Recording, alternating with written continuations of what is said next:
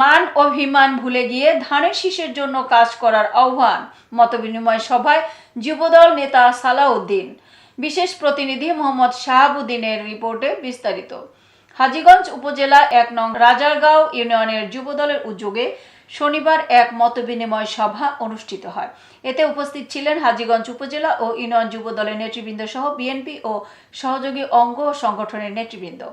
মতবিনিময় সভায় ১ নং রাজারগাঁও ইউনিয়ন যুবদল নেতা মোহাম্মদ সালাউদ্দিন তার বক্তব্যে উপস্থিত নেতৃবৃন্দ ও সাধারণ জনগণের উদ্দেশ্যে বলেন, সবাই বাংলাদেশ জাতীয়তাবাদী দল বিএনপির সাথে থাকুন।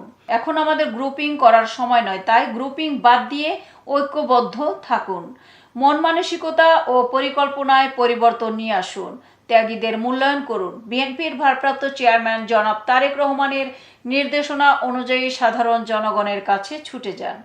প্রত্যেক ইউনিয়ন ও ওয়ার্ডের যোগ্য প্রার্থীকে দায়িত্ব অর্পণ করুন। জনগণ কি চায় তা বোঝার চেষ্টা করুন। অদৃশ্য শক্তি মোকাবেলার প্রস্তুতি নিন। জিয়াউর রহমানের আদর্শে নিজেকে গড়ে তুলুন। আপসহীন দেশনেত্রী বেগম খালেদা জিয়াকে অনুসরণ করুন।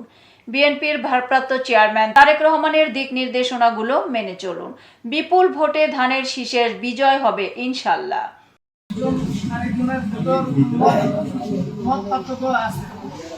আমরা সকল সবকিছু যে মত আছে বিমত আছে সবাই একসাথে হয়ে এক দলে কাজ করি।